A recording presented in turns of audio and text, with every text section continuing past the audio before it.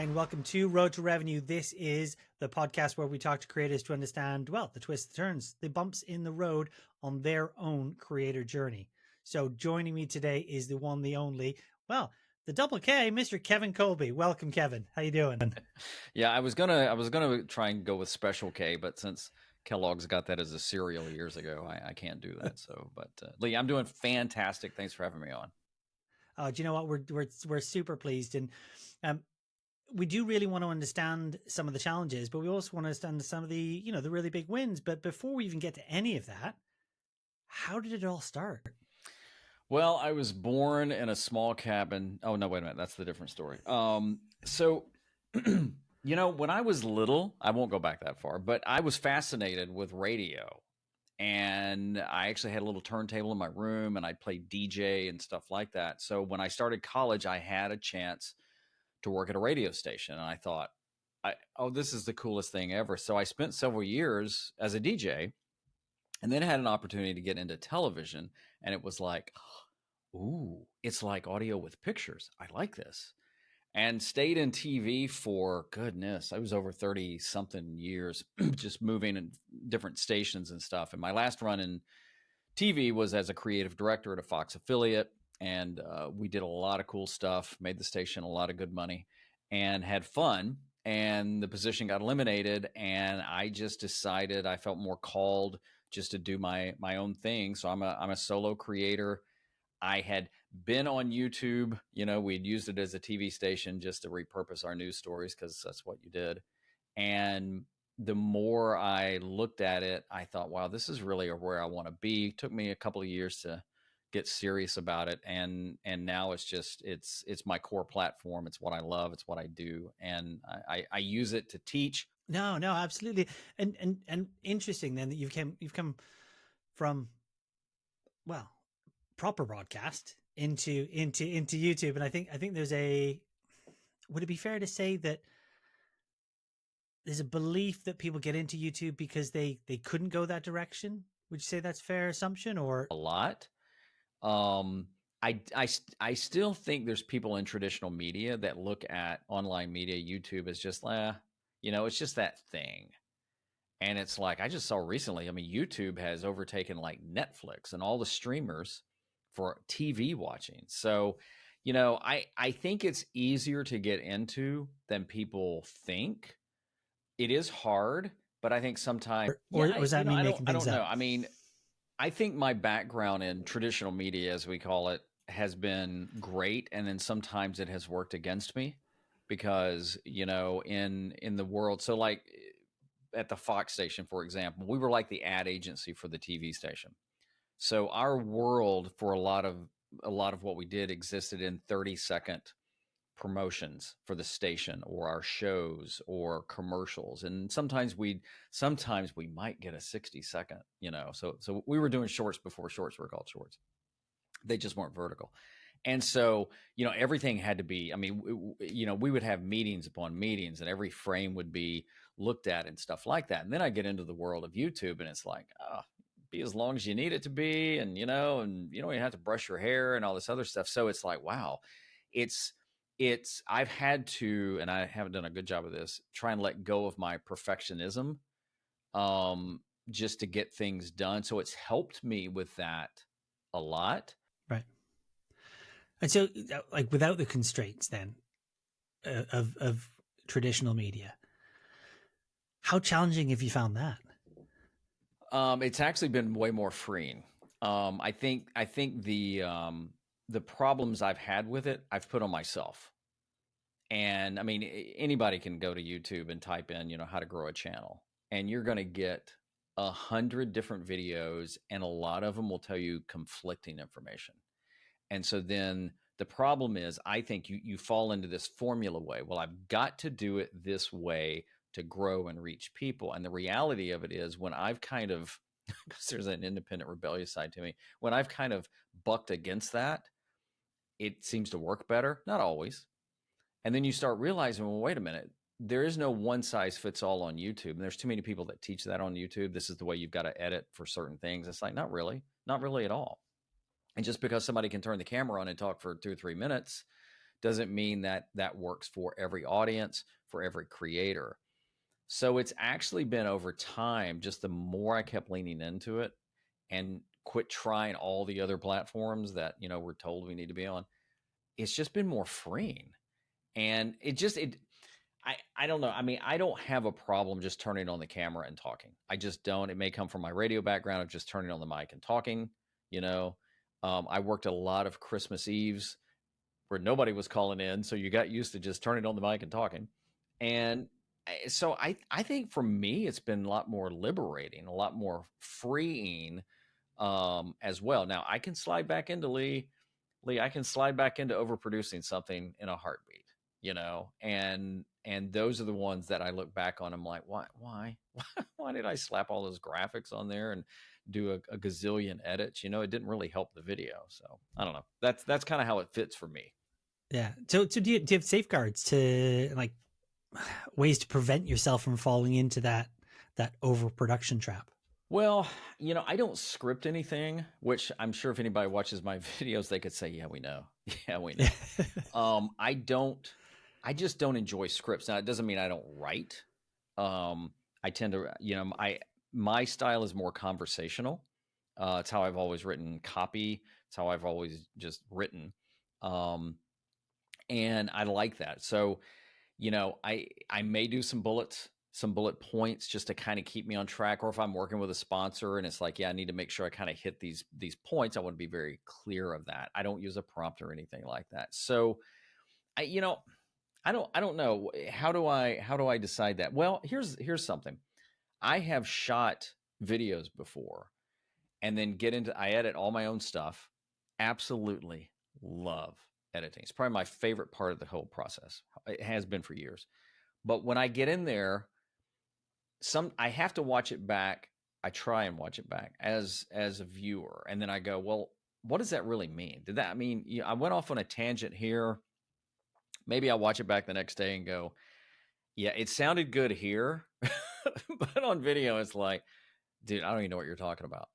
And so then I'll make a copy and cut that out and see, does the story still work? Does the video still work? And if it does, then I let it go. And that was harder to learn, editing your own stuff, but then getting comfortable with that it's really not for you. I mean, I like everything I upload to a degree, but at the same time, it's kind of not for me when I put it out there, and not everybody's going to like everything. So I don't want to give the impression you're trying to create something so everybody likes it. But I think with just experience and time, I've kind of, for my stuff, gotten a knack of, yeah, that part just didn't work. Or I move things around where I maybe said something later in the video and then watching it back 2 or 3 times go, oh, wait a minute.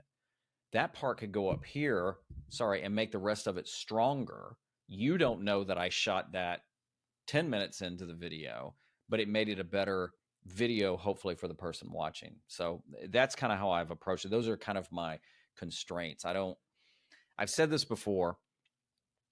When I go into edit, especially if I'm doing a story video, I call it, I kind of let the video talk to me. I kind of, I dump everything in, and then I'm looking for the story in the story, and I don't want to get so confined, like, no, it's got to be A, B, C, as opposed to, oh, wait a minute, they said something here that might be the start of the video that we talk about later.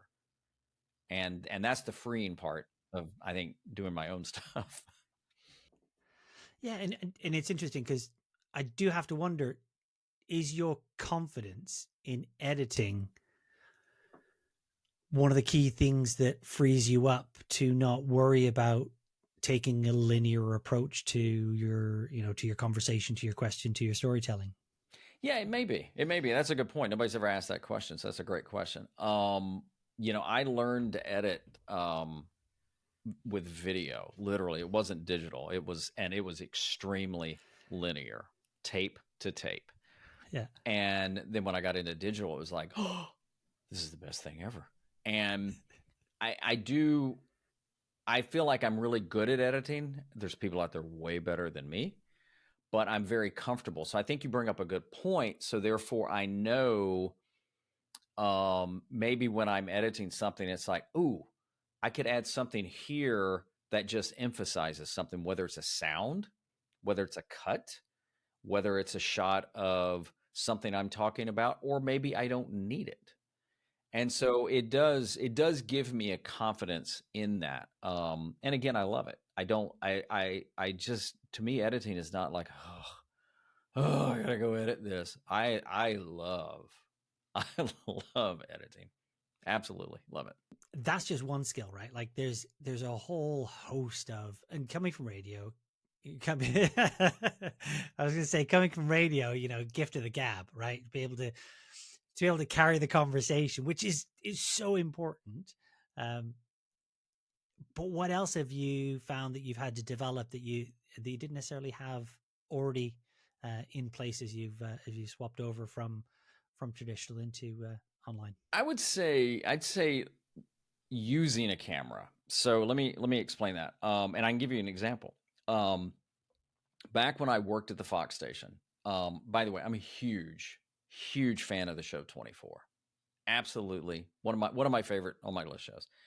And Fox, after the show ended, they brought it back for like a mini series, like 12 episodes, called 24 Live Another Day. Kiefer was back, and they allowed certain stations were invited to go to New York for this special VIP thing. You got to meet the cast and go to the party. And I was one of the people they selected to go. And I had to have one of my producers and the graphic artist, who was also a photographer, train me on the DSLR camera I was getting ready to take in a bag with me, having never used. So I got a real quick crash course on white balance and focus and autofocus and all these other things like that. And it's not like I'd never used a camera, but this goes back several years. And and the cameras in TV were even different at that point. So I knew how to pick up a camera and use it, but I hadn't had to use it more creatively.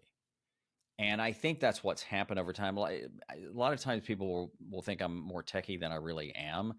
I always like to say I know creatively how to use a camera, but I may not be able to technically walk you through every setting and do it. So that's it. Lighting, I'm okay with my lighting. I'm not going to pretend to be a lighting expert. My office is, I set this up the way I wanted it, with some background lights and stuff like that. I've got one light on me. I don't do a 3-point light. I understand 3-point lighting, but I'm also lazy. And I think sometimes simple is better. So there's been a lot of that. Then you get into the whole YouTube world, and goodness, I mean, whether I'm doing YouTube or not, as a solo creator, I'm the marketer, the creator, the sales guy, the guy on the back end, reconciling it, doing the invoicing. If I don't get paid, and everything like that. And then keeping up with my website and doing everything. And then you get to YouTube, and you can upload a video and just be done. But yeah, you probably ought to come up with a title and a description and optimize it. Oh yeah, and then there's the thumbnail. So in a way, it just never ends. So I love learning and doing different things. So it's actually allowed me just to get so into a world that a few years ago I just kind of was dipping my toe in, and now it's like I'm fully immersed in it. And at what point did, this is road to revenue, right? Like what we want to understand is where revenue came into the picture, and for a lot of the creators that we talk to, is it's not been part of the plan from the beginning. Yeah.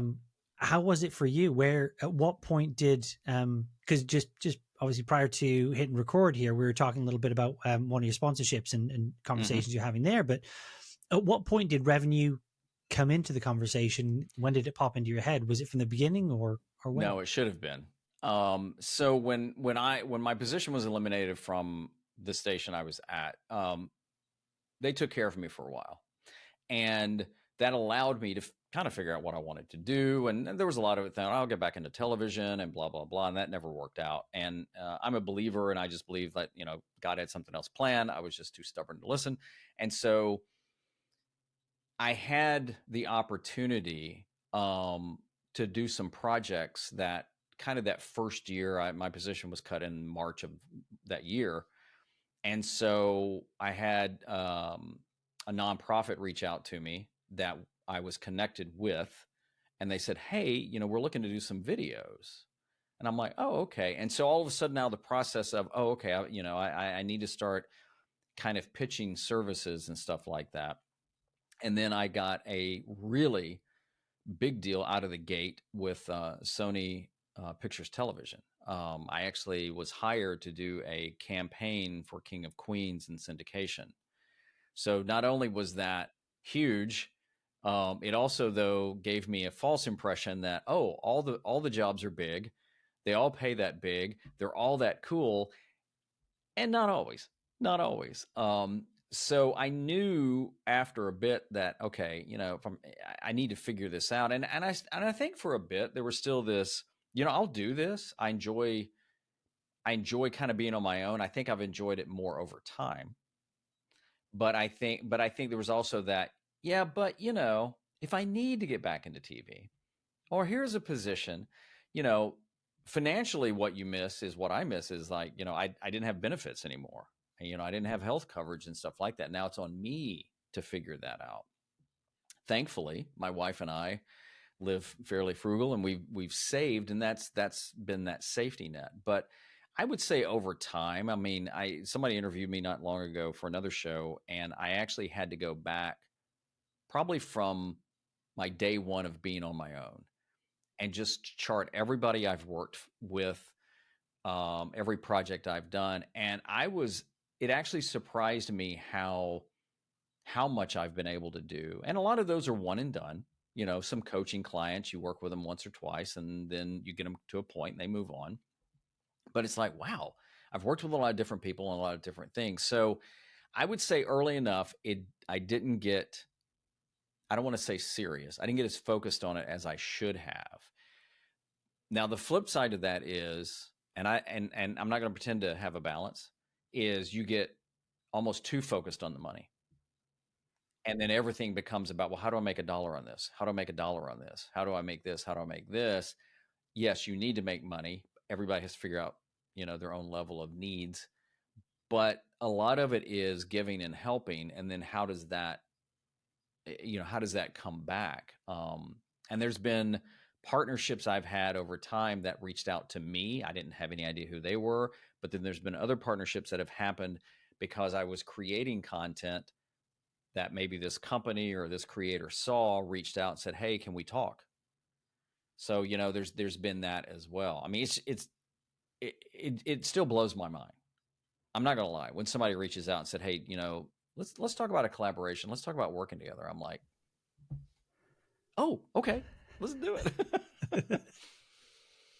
And it sounds like your first approach was almost looking at it from well, I'm going to do this for now, not necessarily forever. Yeah. When you left. Yeah. I think that's fair. And I had several people say to me, because of my TV background, I mean, I'd been in it for a long time. When my position was eliminated finally, which was nothing more than what still happens in a lot of businesses. It's just businesses start shrinking and they think, hey, we can do more with less. And I had a good run there, and they took care of me. And even the owner of the company came to tell me. I mean, that's the relationship we had, and still to this day, there's no animosity. In fact, in a lot of ways, it's been a blessing. But at the same time, people go, oh, "You're going to get back into TV. You're going to get back into TV." And I think I started believing that. It's like, yeah, I can do that. I can do that. I actually applied at 2 or 3 different stations that would, if any of those had come through, we'd had to move, and they never came through. And I just look at it and it's like, okay, that was a chapter in my life that had closed. But I think in the back of my mind, you're right. It's like, yeah, I'll get back into something. And this is what I was supposed to do, I feel. Now, looking back, I didn't know that then.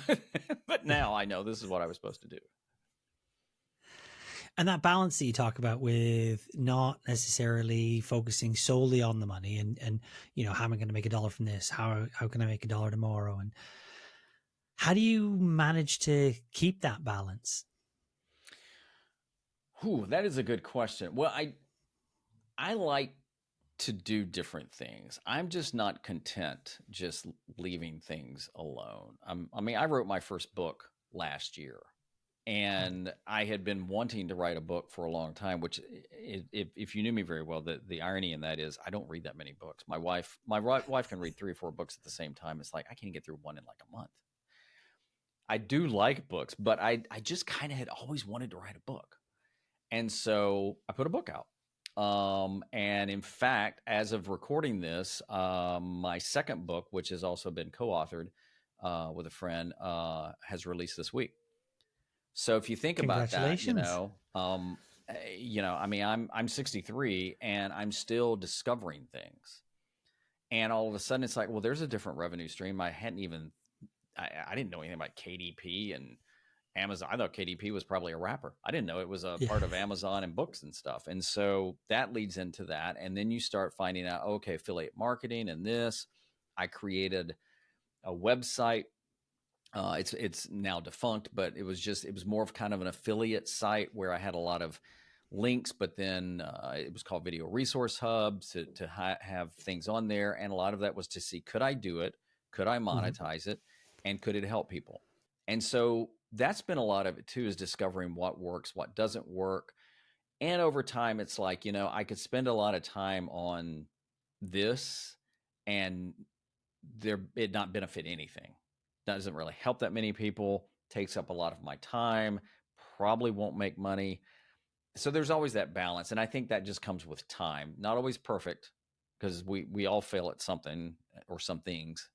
So I think it's just taking time to kind of figure that out. And some things, I've done some videos that still earn affiliate money that I did a year or two ago. You're not going to get rich on that, but it's nice to have that trickle in. Mm-hmm. And so what do your revenue streams look like then?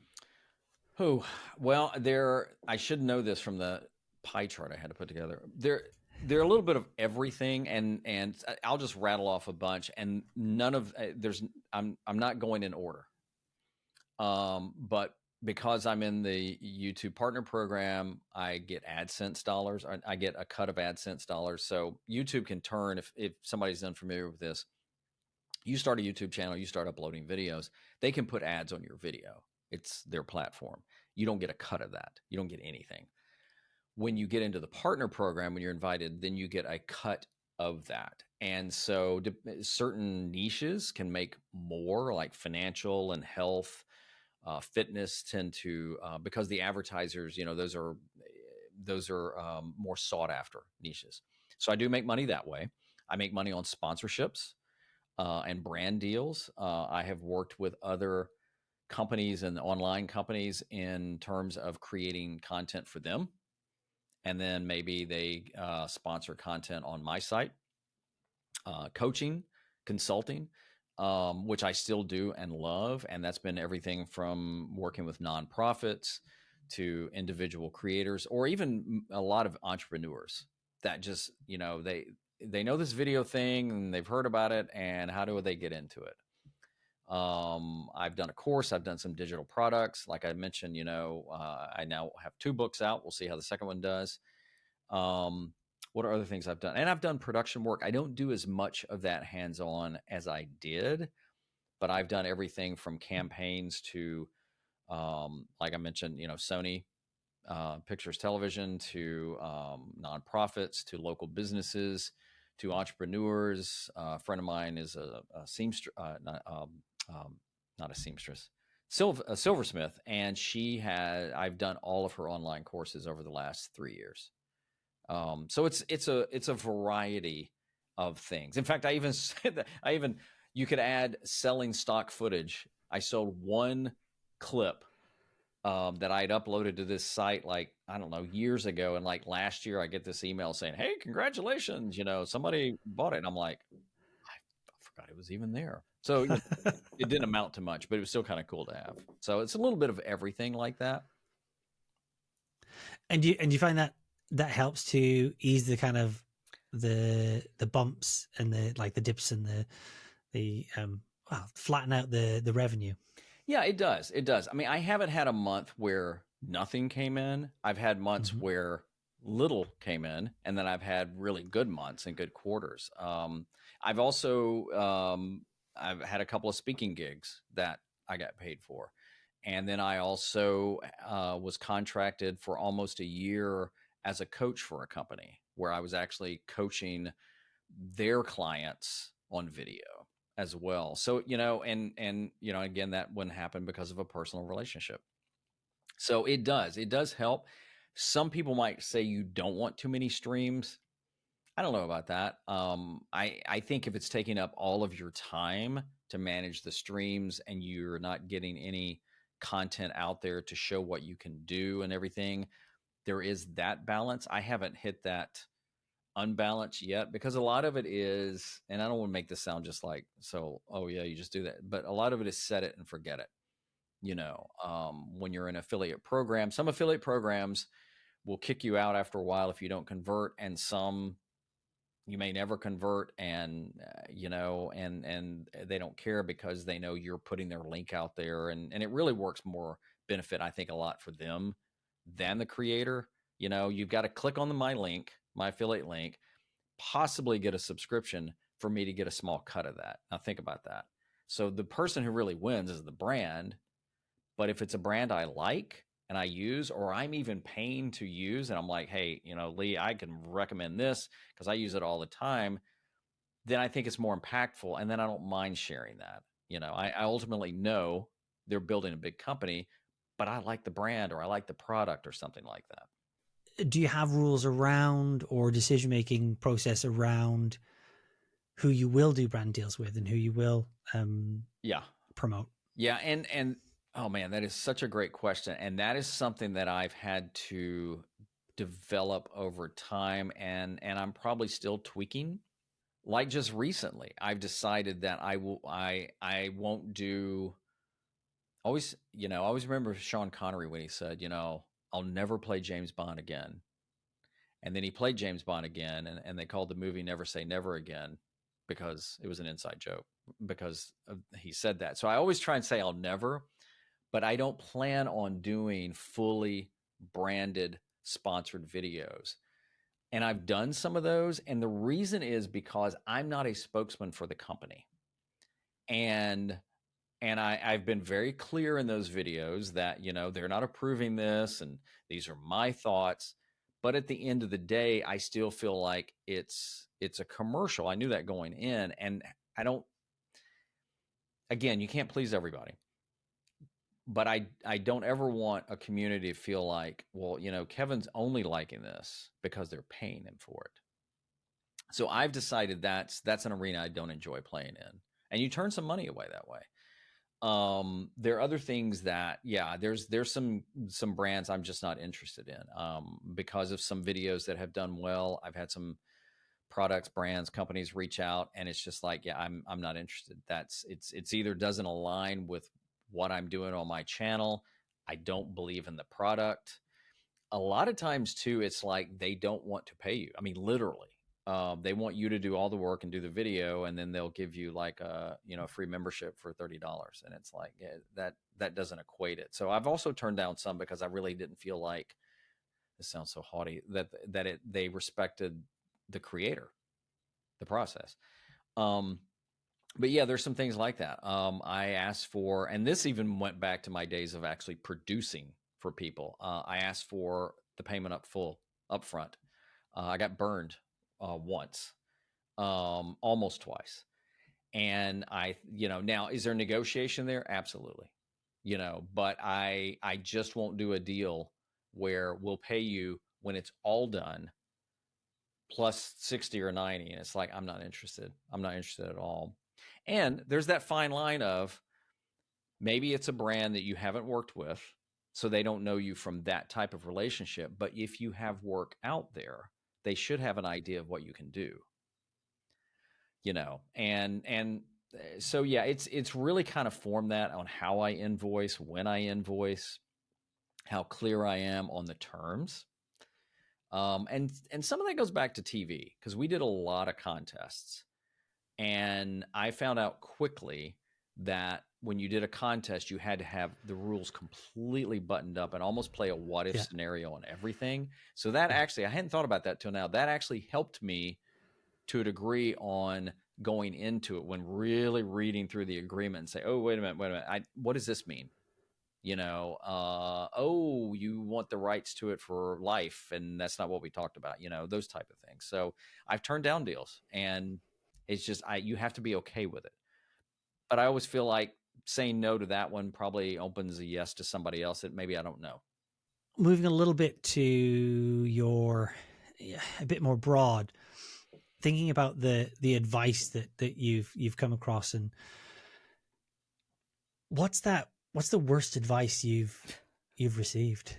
Oh, that one's easy. I had a friend and somewhat of a mentor when I first got on my own say to me early in the process, and we're still friends, you need to stop creating and go find a job. And I thought, you're right. You're right. And I tried that for a couple of days. And then I realized, and this sounds maybe so weird, it's in my DNA. It's what I do. I mean, I say that, I was created by the creator to create. Now, I do believe everybody has gifts and things like that. We just use them differently. But I thought, yeah, I got to create. Did I know exactly where it was going to lead at that point? No. So looking back on that, I'm like, if I had followed that advice, and he was thinking of me. The irony is, he hired me about a year later to help him on a consulting project. So we actually got to work together, and he paid me. But that was just, to me, it was horrible advice. And just think of, if I had done that, I would have never met. We would have probably never met on LinkedIn, because I wouldn't have been posting on LinkedIn. I wouldn't have been sharing stuff. Probably wouldn't have written a book. Who knows? But yeah, that was that would probably still rank in my worst advice ever. I'm sure there's been others, but that's the one I remember. It's great that you're still friends, man. Like that's fantastic, and and I do, I think that from a philosophical standpoint, taking a step back, I guess, was that bad advice necessary? So we had known each other for several years, become friends. Our company had hired him a few times, so we'd been friends, and I think it was purely out of love and respect. He wanted to help me, and he felt like, you're just doing this. And I will say, I'm not about to say who it is, but he is very successful around the world. So it's not like he was he was trying to figure it out. So I think he was coming from a look, Kevin, I've done this for a long time on my own. I have my own business. You've got a family, go support them. And so I think it was all done in love and respect. I just know I tried it very quickly and thought, yeah, I even if I don't know where this goes, I've got to create. I've got to put something out there. I just have to. Yeah. Would you say there's anything that you think that people are getting advice that maybe isn't appropriate for them? Yeah. So Gary V is one of the guys that comes to mind. Now I don't know Gary. I've never met Gary. Probably won't ever meet Gary. I did read his first. Well, the first book I read of his was Crush It, which I thought was really good. And I think I read Crushing It, the follow up. Gary's only said a couple of things ever that I've agreed with that ironically didn't have anything to do with creating content. Where I think the message that he shares that people latch onto that is just dangerous, if I can say that, is, be everywhere, create as much as you can, create like 20 or 30 pieces of content a day and just create. He's even coined, document, don't create, which I find ironic, because even if you're documenting, you're creating something at some point. But what people don't know, what Gary doesn't share, is that from my understanding, my research, he has a team of like 20 that just work on his personal brand. Good for him. And he's got a family. Good for him. But when you have a team working on your personal brand, it's easy to be everywhere all the time with anything. If a new platform pops up today, he can be on it. He's got somebody. And I do think he's doing some of his stuff. But I think the danger is that people see that and go, well, yeah, I've got to do what Gary V does. And it's like, you're not Gary V. You probably don't have the team. And so what happens is most people, if they don't have teams or they're a team of one or two, they quickly burn out because every platform's different, and they're like, but Gary Vee said do it. It's working for him, but he's got a team. So to me, it turns into be very maybe toxic advice that, I learned quickly. It's like, yeah, I don't preach that. I think it's actually, you do the opposite. Do what you can, and you figure out what consistency and quality and success looks like for you, And it almost sounds like and do it. niching down behaviors and niching down platforms, not just in terms of content topics, but actually niching down where your focus is. Yeah, I think so. And I'll be honest. I mean, I leaned into talking about video because that's been my background. Doesn't mean that I sometimes, I write blogs and I do other things, but I think video is what I kind of understand more. We were talking about YouTube. I love the video aspect of it. Even if we're sitting down watching TV with the family, we're watching visuals and videos. But I just think trying to do too much is not good. So going back to the niche thing. So, I've been around the video thing, but recently, I don't know when this is going to come out, but recently I really was struggling with who I wanted to talk to. And I really decided that I wanted to be helping people over 40 to 50 more. Because again, I'm 63. And so is that niching? It's more of community. It's more focus. And what I've seen is the comments and things now have exploded on those videos because there's a community you find. So yeah, I'm still talking about video and YouTube. So there's a niche, but it's also this kind of struggle together. Is that a niche or whatever? I'm not targeting like, men over 50 who have a 401k and drive. I don't do that because I personally, coming from broadcasting, I think that's kind of a waste of time. And I can say that because my mother-in-law, when she was alive in her 60s, was an avid gamer. Lee, Brilliant. she would have kicked our collective butts in any video game. She didn't fit any demo. There was nobody on Wall Street coming after her because she was outside the demo. She would have never made anybody's avatar. So I think it's the danger sometimes with that. So yeah, I think niching can help. But as I tell people too that ask on their YouTube channel, you can do your YouTube channel about everything. If you want to do gardening and then hiking and grilling and name 12 things that don't go together, that's okay. It may be harder to grow, but you may be okay with that. So there's kind of that combination, niching isn't bad, but I think it can be all about just the niche, just the niche, just the niche. Yeah, no, and I think that absolutely makes tons of sense. I think the one thing I would take from your content and the way you've described it is making it almost like you give permission to be part of that community. And I think that's where I see the talking to the over 40, over 50, that feels like that's what's happening there is you're giving permission for people to be able to speak up and go, yeah, that's me. Yeah, I guess so. I'm not going to lie. I had to really struggle with putting that video out. Age has not been a big thing to me. It's just, it's irrelevant. When I turned 60 and did a video about turning 60, most people said I was lying, which I guess is nice. It's a good thing. But then it's like, I don't know, do I want to do this? Do I want to be this vulnerable and stuff like that? And I am not going to lie. It's the absolute best thing I've ever done, except for the video I did on our son who has special needs. It's probably one of my favorite videos because, Lee, it opened the world to a community that I don't think I admitted I was a part of, and that we can kind of co-own together. I mean, that's not the way I want to say, but we're in the same space. We have the same struggles. We have the same wins and things like that, maybe varying.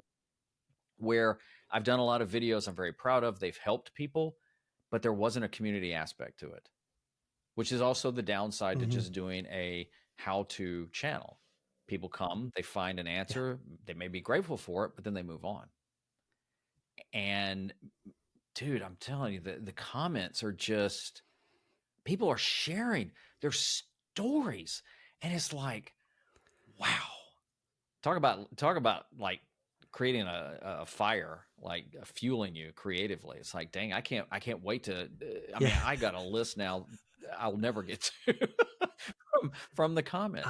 So yeah, They're it's absolutely really cool. absolutely amazing, and very much like a massive well done, because it is hard to be, even for a creator who's Thanks. been putting videos out on a regular basis, delivering really great results, actually has a very mature channel, to still be vulnerable is not easy. So, on a personal level, absolutely, really impressed me. And so, what about that flip side of the absolute best advice that you've received?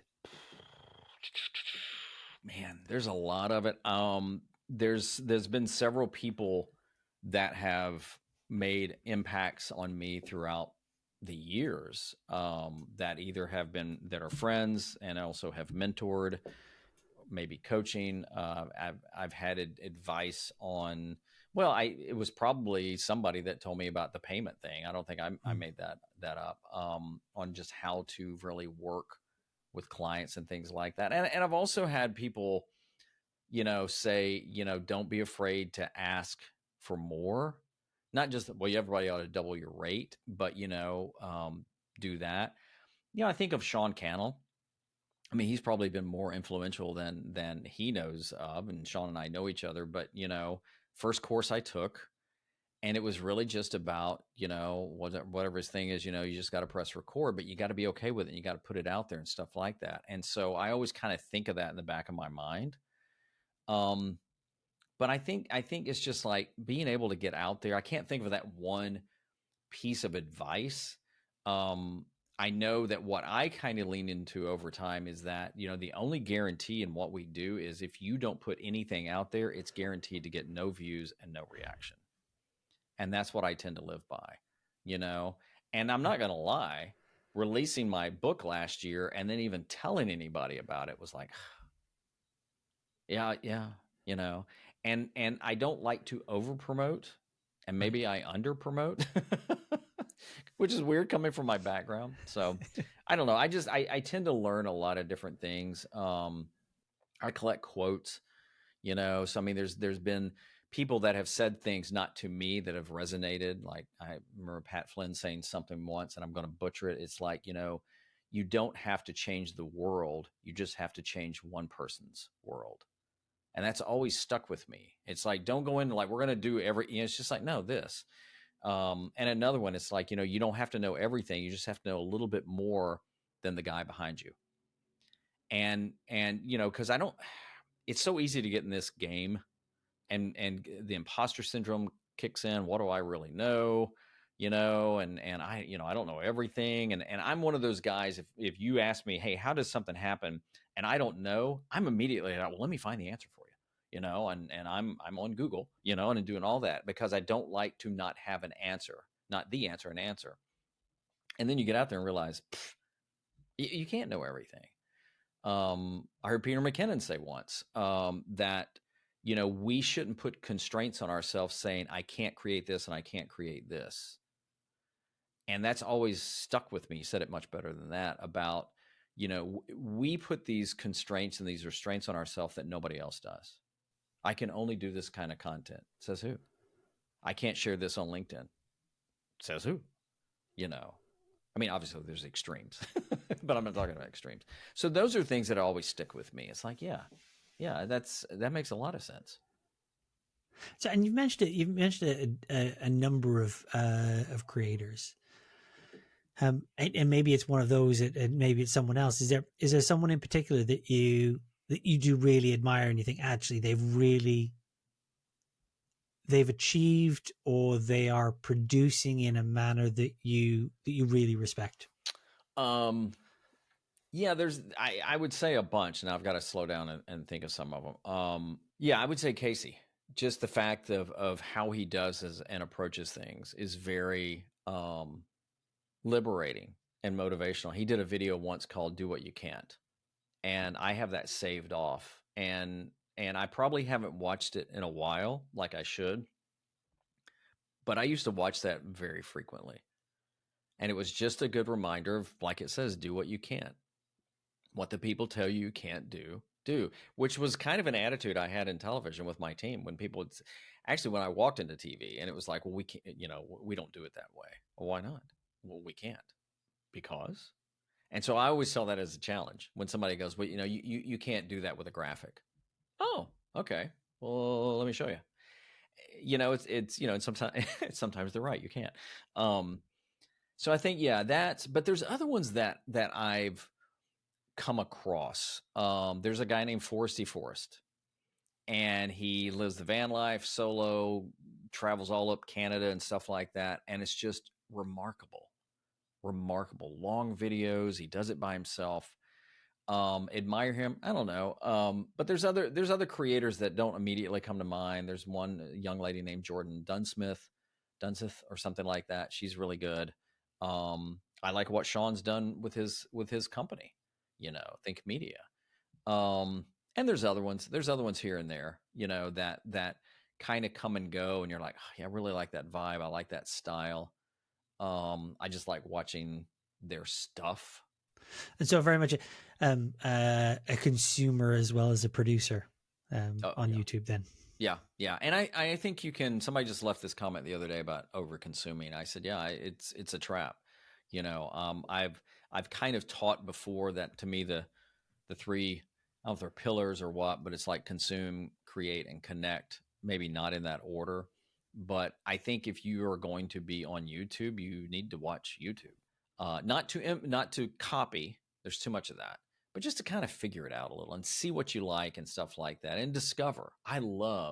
There's a tab on YouTube called New to You, and if you click on it, it will serve you up stuff that probably you've never seen from creators you've never watched, and I love that. I love to discover new channels and new stuff. Now if I'm looking for how to fix a toilet, I want to get right to the point, right? But that's how I learn. And so I'm on YouTube a lot to learn and be entertained. The danger is you fall into over consuming and you don't create, and then it kind of becomes your crutch. Well, if I just learn a little bit more, if I just know a little bit more, if I just can figure this out. Well, you can only figure so much out. And at some point you just gotta, if you want to create, you need to create, and it'll be okay. And then keep learning as you grow. And that's really difficult, finding that sweet spot. But yep. There's probably also, and this is, the life of creator. It's full of decisions, full of learning. But what's one of the most challenging decisions that you've had to make so far? Man, that's a good one. I mean, I've said no to some deals that I thought if I had just gone into it for the money, it would have been decent money, but it just overall didn't feel right, and I try not to be emotional and knee jerk about it. I try and step back, think about it. A trick I use sometimes is, if I'm going to reply, a lot of times email, I hit reply and take the person's name off so I won't accidentally send it, and I kind of write, and then I save it and walk away, just to see, okay, is that really how I want to say it? Is that what I want to say? Am I ready to say no? Am I ready to say yes? It's a little thing that I do. But yeah, I mean, it's, so the question was like, what is hard, right? What is hard to learn?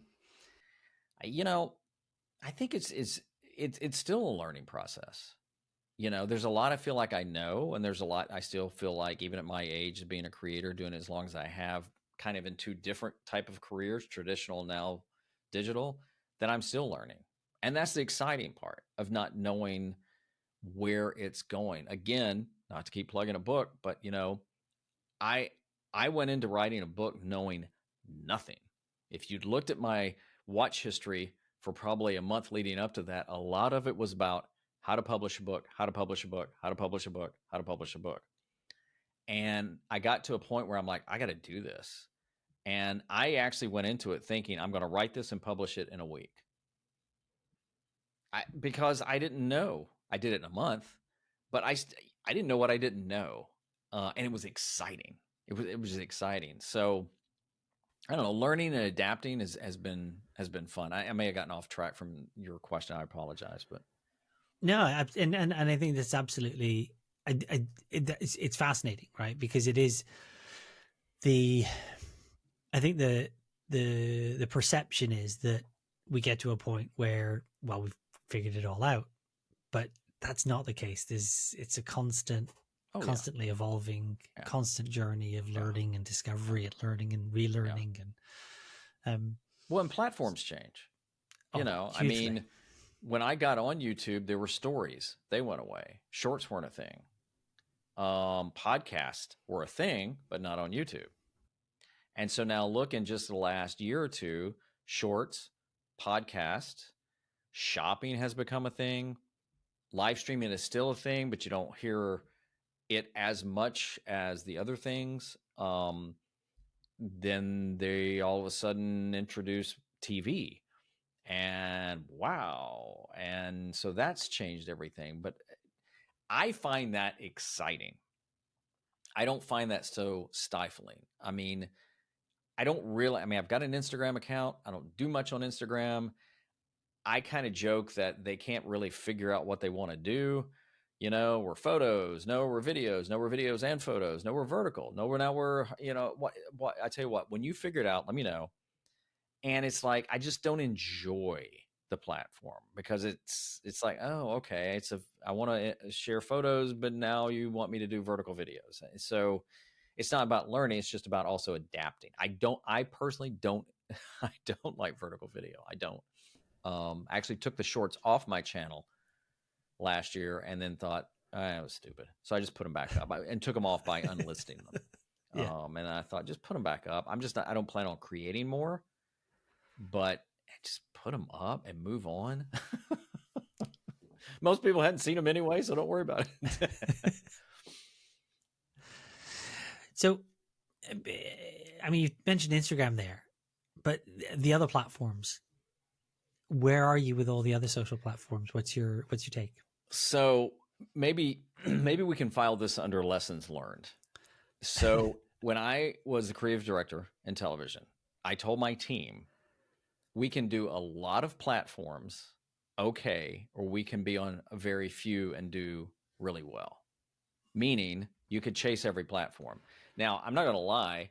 Anytime a new platform came out, as a creative director, I would grab an account on there just in case. You never knew.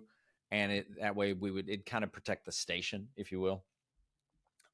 Believe it or not, people would squat on our call letters and our brand, and then we'd have to get legal and say, okay, you can't do that. We own it. Then when I got out on my own and I'm doing things, the advice is you got to be everywhere. You got to be everywhere. And I think there's something to where people are. If Lee loves Instagram and loves LinkedIn, why would I waste my time trying to convince you, Lee, to watch my stuff on Facebook? You're there. Now, maybe I can't talk to you there like serves you or helps you. But I did it. Oh, dude. I mean, I started Facebook and Pinterest and Twitter when it was Twitter, and LinkedIn and YouTube. I've got a Rumble channel that I think I uploaded one video to just to try it, and then there's other ones that probably have gone under. I think I did Threads for a month and thought, what the heck, and then I realized over time that I could quickly burn out and spin my wheels for very little payoff. So I still pop on X. I'm probably on X more than I need to be.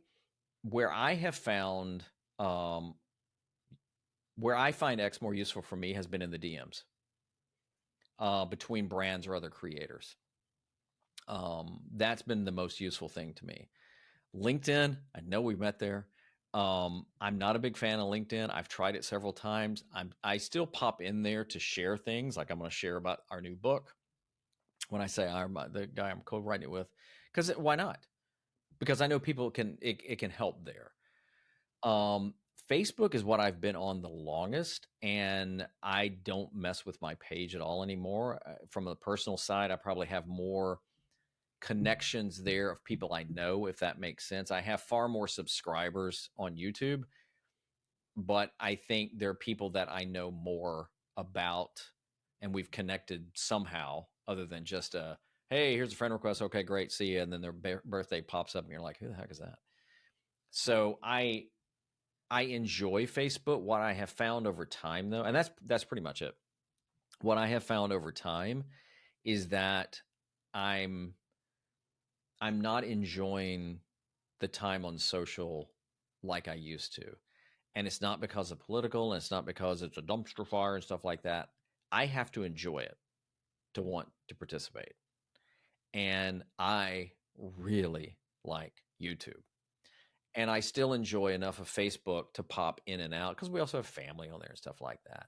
But personally, I know you don't want to hear this because we connected on LinkedIn, and this is not a knock on there, but if I never posted again on LinkedIn or Instagram or Twitter, I'd be okay. I would. But everybody has to decide what works for them as well. Yeah. So that's, I really try and that's why when I share my socials with somebody, I just share YouTube and my website. That's it. You know, it's, you know, if you want to follow me on LinkedIn, great. Don't be offended if I don't follow you back.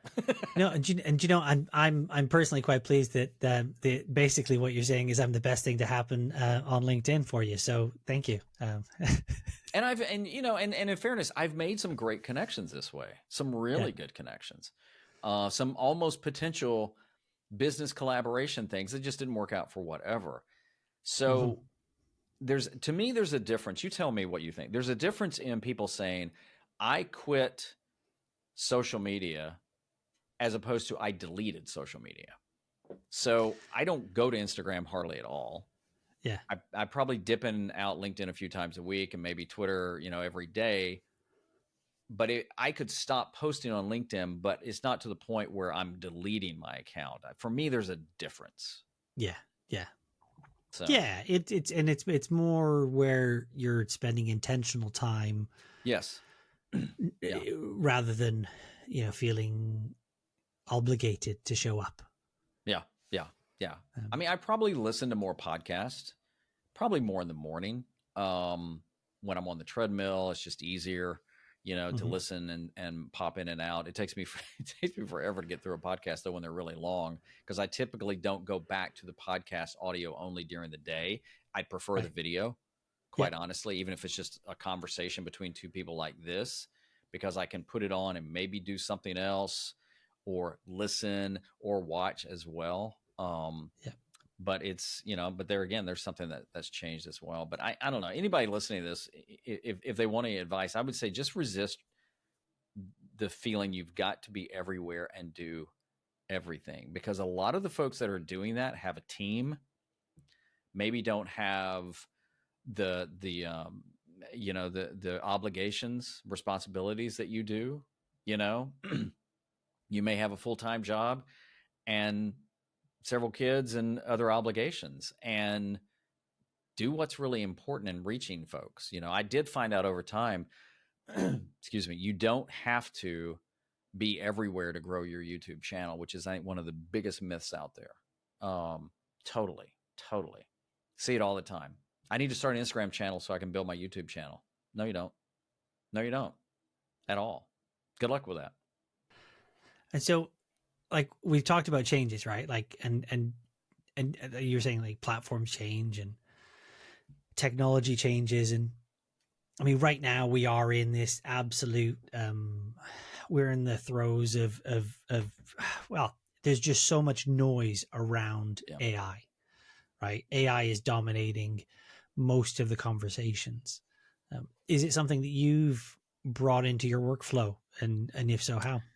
Yeah, to a degree. I just read today, I don't know if this will date the conversation, but the head of Procreate, which is a pretty cool drawing app, has said we will not introduce AI into our workflow, period.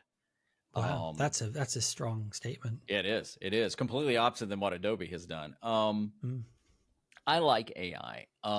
The irony is AI's been around, I think, for longer than we've been calling it AI. I mean, there's been like I edit in Final Cut Pro. Final Cut Pro has some things that technically probably use AI somehow to do it. They don't call it AI. So, you Mm-hmm. know, it's like so many things when all of a sudden becomes the big thing. Oh, the big buzzword, AI, AI, AI. And it's like, well, but those things have kind of been around.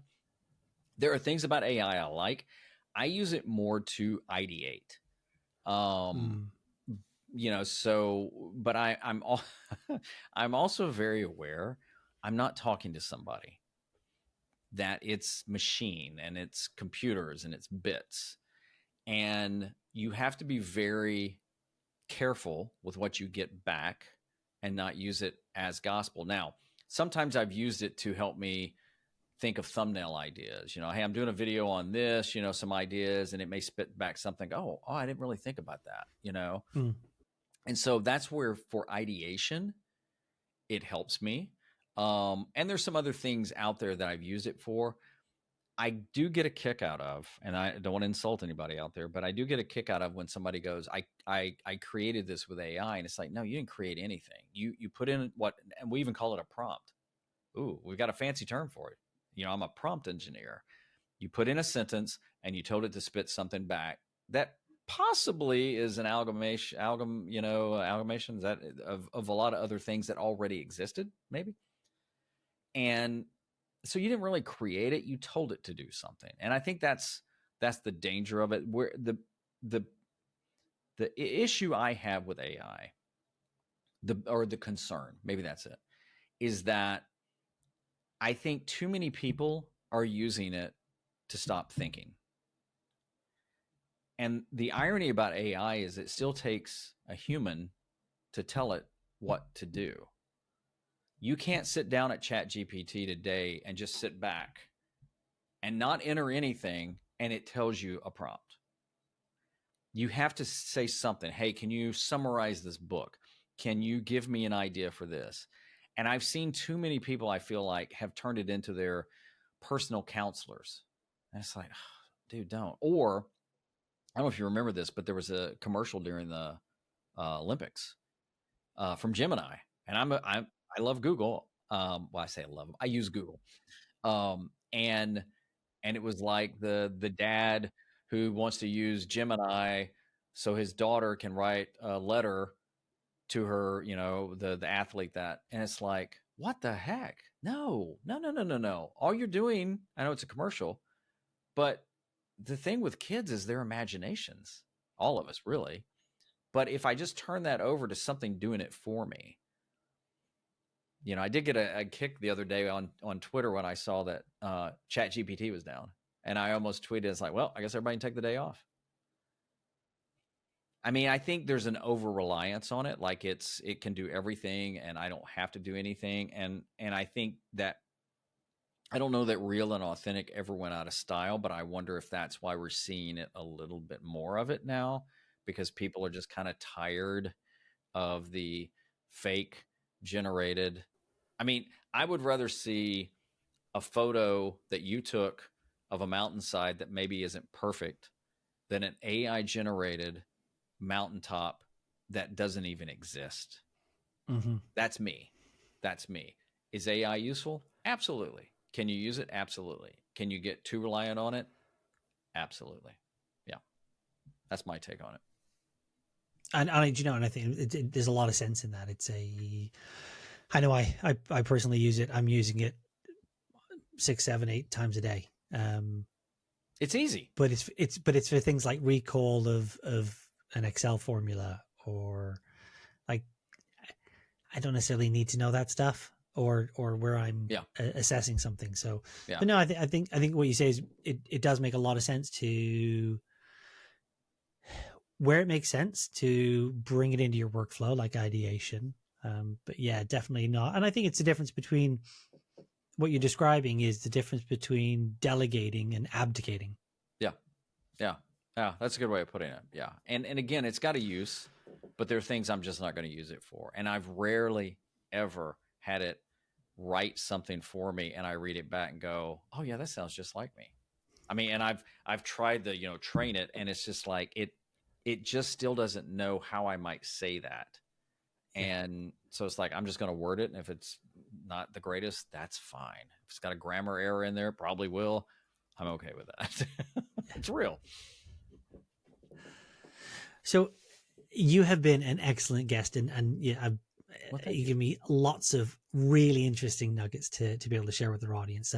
I'd like to ask just a very couple of questions, and then we've got a bit of a quick fire round. All right. So, do you have a revenue regret? I might say, it goes back to something you asked earlier, that I'll say get more serious about it. That's not the right way I want to say it, but I can't. That early on, I didn't maybe think about it harder, and I think possibly because, and my family and I have been very blessed, but I think it's possibly because I had some projects come very quick, and I wasn't prepared for that. And it's like, oh, so this is the way it works. I'm an entrepreneur. And so I think that's probably my regret, is that step back and go, and then also subscribing to things I didn't need. I have fewer resource subscriptions now than I've ever had, ever. Even gear. I mean, it's still, I have fewer cameras and gear than I've had. And I still, when I list them out, it's like, oh, holy crap, that's still a lot. But just over time, realizing I didn't need to buy all this gear that I bought, the drone that I've flown twice, and I didn't need to subscribe to all this. And maybe if I'd have stepped back a little bit more and thought about, okay, how does the money flow and how does that work? I think that would have been better. So maybe regrets, lessons learned. Oh, brilliant. So let's fire into the quick fire round then. Hit me. Okay. So Instagram or TikTok? Oh, Instagram. I think I know the answer to this next one. YouTube or TikTok? YouTube. Instagram or YouTube? YouTube. High value or high volume? I'm going to say high value, but I'm not sure I believe either one is the right way. Okay. What about niche market or broad appeal? Is there a both?